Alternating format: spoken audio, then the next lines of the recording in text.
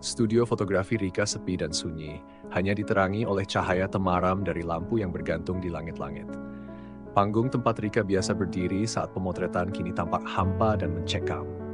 Dalam ruang yang penuh peralatan, reflektor besar berdiri seperti saksi bisu dari kejadian tragis yang menewaskan fotografer berbakat itu. Di sini, Beni merasakan hawa dingin yang berbeda, seakan ruangan ini menyimpan rahasia yang belum terungkap. Dia berjalan perlahan mengamati setiap sudut ruangan, terutama area platform tinggi, tempat Rika ditemukan terjatuh. Seperti dugaan awalnya, ada sesuatu yang janggal dalam pencahayaan di sana. Lampu-lampu di studio ini diatur sedemikian rupa untuk menciptakan ilusi kedalaman, dan jika seseorang salah memprediksi, mereka bisa dengan mudah tersandung atau kehilangan keseimbangan. Beni sadar dia sedang berhadapan dengan trik ilusi maut. Tiba-tiba, suara langkah berat terdengar di belakangnya. Beni menoleh dan mendapati seorang pria bertubuh tinggi, berpakaian serba hitam dengan wajah tegas dan tatapan dingin. Kenji Mori, sapa Beni, memecah keheningan. Kenji, mantan rekan kerja Rika, natap Beni tanpa basa-basi. Apa yang kau inginkan, detektif? Beberapa pertanyaan sederhana, jawab Beni, suaranya tegas namun tenang. Dia tidak melepaskan tatapannya dari pria di depannya. Kau dan Rika bekerja sama dalam beberapa proyek besar, bukan? Kenji mengangguk singkat, wajahnya kaku. Ya, dan kemudian dia memutuskan untuk mulai mengambil ide-ideku tanpa izin, jawabnya. Nada suaranya penuh dengan kebencian yang disembunyikan. Tapi itu bukan urusanmu. Jadi kau merasa dia mencuri konsep artistik milikmu? Kenji mendengus, matanya berkilat marah. Rika tidak pernah tahu bagaimana menghargai seni. Dia hanya peduli pada ketenaran dan uang, mengambil semua yang bukan miliknya untuk memenuhi ambisinya. Suaranya terdengar pahit, seolah kemarahan yang ia pendam lama akhirnya terungkap. Beni mengamati peralatan studio, terutama reflektor besar yang diatur sedemikian rupa hingga membuat ruangan ini seperti penuh bayangan aneh. Sebagai fotografer, kau tentu tahu pentingnya pencahayaan. Apa kau pernah mengatur cahaya di ruangan ini? Kenji tersenyum dingin. Tentu saja. Siapapun yang cukup ahli bisa membuat studio ini terlihat seperti apapun yang mereka inginkan. Beni mendekat, menantang tapan dingin Kenji. Jika seseorang ingin membuat Rika salah langkah dengan ilusi optik, kau pasti tahu caranya, bukan? Kenji menatapnya seolah hendak menyangkal sesuatu, namun ragu. Siapapun di industri ini tahu caranya, detektif, jawabnya akhirnya. Tapi hanya orang gila yang akan melakukannya. Beni merasakan ada yang lebih dalam antara Kenji dan Rika daripada sekadar perselisihan profesional. Ia tahu bahwa kematian Rika bukan kecelakaan, melainkan hasil dari trik yang dirancang oleh seseorang yang sangat ahli dalam ilusi. Beberapa saat kemudian, Beni kembali ke kantor polisi untuk memeriksa bukti lain yang ia temukan, jejak sepatu di platform tempat Rika terjatuh. Jejak itu lebih besar dari ukuran sepatu Rika, menunjukkan bahwa orang lain berada di sana sebelum atau saat kejadian terjadi. Dengan bukti ini, Beni semakin yakin pada keterlibatan Kenji. Setelah meneliti lebih dalam tentang pertengkaran terakhir antara Rika dan Kenji, Beni menemukan bahwa mereka sempat bertengkar 2 hari sebelum insiden. Beberapa saksi melihat bagaimana Kenji tampak murka, menuduh Rika mencuri konsep artistiknya, dan merusak reputasinya di dunia fotografi.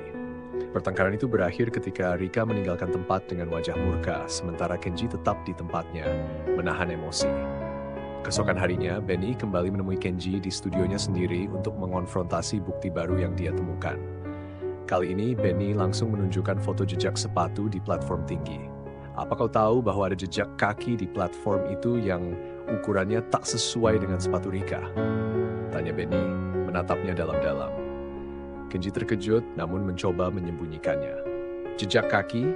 Aku tidak tahu apa yang kau maksud, katanya, berusaha terdengar tenang. Beni meletakkan foto jejak kaki itu di depan Kenji. Jejak ini menunjukkan bahwa seseorang, mungkin seseorang yang paham teknik pencahayaan, sengaja membuat ilusi yang berbahaya di platform.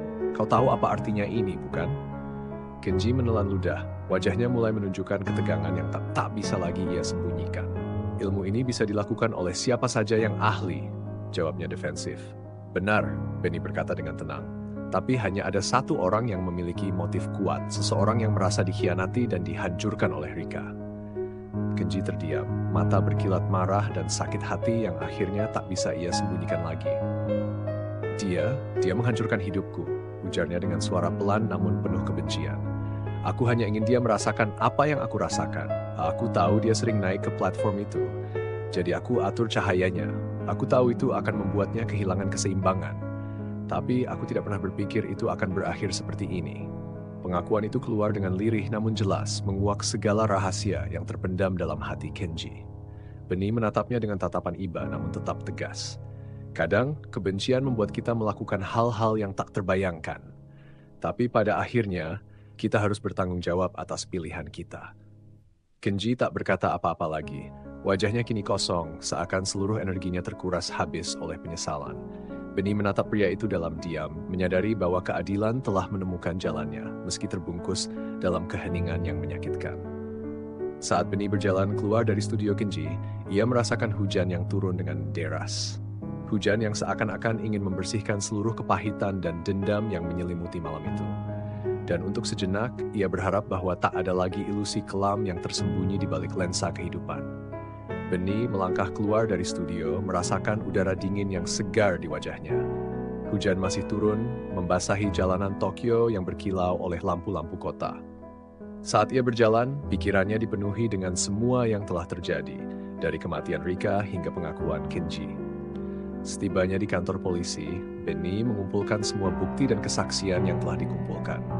Dia tahu bahwa kasus ini tidak hanya tentang menghukum Kenji, tetapi juga tentang memberikan keadilan bagi Rika dan menghormati semangatnya.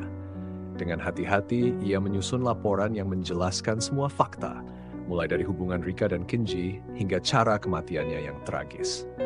Hari-hari berikutnya di kantor terasa lebih berat. Media meliput berita tentang kasus ini dengan antusias, sementara Kenji dibawa ke pengadilan untuk mempertanggungjawabkan tindakannya. Di tengah hiruk-pikuk itu, Benny masih merasakan beban emosional yang sulit untuk dilepaskan.